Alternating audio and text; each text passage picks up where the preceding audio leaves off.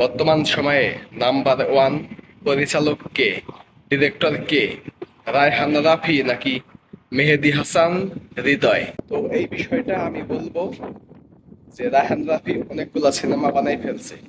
প্রায় 10টা বা 15টা সিনেমা রায়হান রাফি বানাইয়া ফেলছে। রায়হান রাফি এতগুলা সিনেমা যে বানাইছে, তার মধ্যে আসল হিট হচ্ছে 2টা সিনেমা, যেটাকে হিট বলা চলে, ব্লকবাস্টার বা অনেক ভালো সাড়া পাইছে বলা চলে। সেটা হচ্ছে পোড়ামন 2, আরেক হচ্ছে তুফান। এছাড়া অন্যান্য যেসব সিনেমা বলে হিট, ওই সুড়ঙ্গ, পরাণ, এসবকে যে হিট বলে, ওইগুলা আসল হিট না।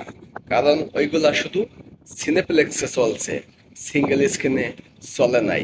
সিঙ্গেল স্ক্রিনে না চললে সেটাকে হিট বলে না। সিঙ্গেল স্ক্রিনই হচ্ছে আসল সিনেমা দেখার মাধ্যম। ওইখানে যেটা চলবো সেটাই আসল সিনেমা, সেটাই বাংলা ছবি। ওই সিনেপ্লেক্সে চালাইয়া কয়টা শো নিয়া ওই কজন দর্শকটাই না, ওইটাকে হিট বলে না। আসল হিট হচ্ছে পোড়ামন 2, যেটা কিনা সারা বাংলাদেশ ব্যাপী চলছিল রায়হান রাফির সিনেমা। আর দ্বিতীয় সিনেমা হচ্ছে তুফান। সেটার কথা আর কি বলবো, সেটা তো সারা বাংলাদেশে তুফান উঠাই দিছিল ওই সময়। এমনিতে সবকিছু মিলাইয়া রায়হান রাফি খুব ভালো পরিচালক, খুব ভালো মেকিং জানে, খুব ভালো গল্প বলতে পারে।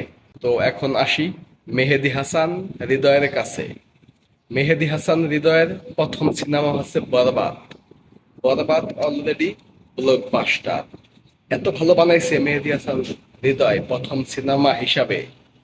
এই হিসাবে বলা যায় যে সে রায়হান রাফির থেকেও ভালো পরিচালক মেহেদী হাসান হৃদয়।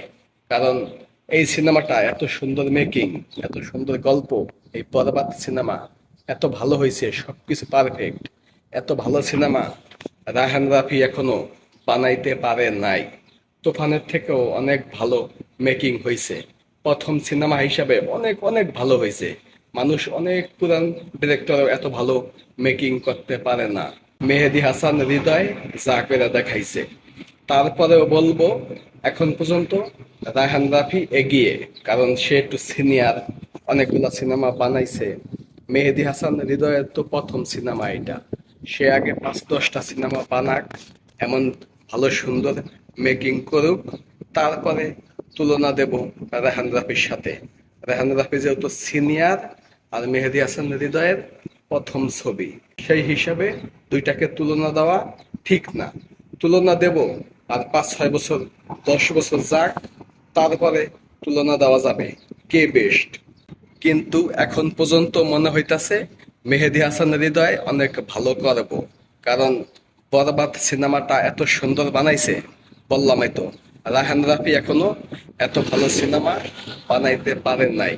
তারপরেও এই মুহূর্তে আমি রায়হান রাফিকেই এগিয়ে রাখছি, কারণ সে অনেক সিনিয়র এবং অনেকগুলা সিনেমা ইতিমধ্যে বানাইছে, মোটামুটি নিজেকে একটা প্রমাণ করেছে।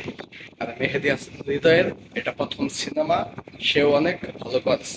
তো সামনে দেখা যাক কি হয়, কার ভবিষ্যৎ কেমন, সেটা আর কিছু বছর গেলে বোঝা যাবে। আপনাদের কাছে কি মনে হয়, কে নাম্বার ওয়ান ডিরেক্টর, মেহেদী হাসান হৃদয় নাকি রায়হান রাফি? আপনারা অবশ্যই কমেন্টে জানিয়ে দেবেন এবং ভিডিওটা সবাই বেশি বেশি শেয়ার করে দিবেন। আর একটা কথা, যদি এখনো সাবস্ক্রাইব করে না থাকেন, প্লিজ চ্যানেলটা এখনই সাবস্ক্রাইব করুন। অনেক কষ্ট করে ভিডিও বানাই, কিন্তু ওই অর্থে সাবস্ক্রাইব আসতেছে না। চ্যানেলটা এখনই সাবস্ক্রাইব করুন।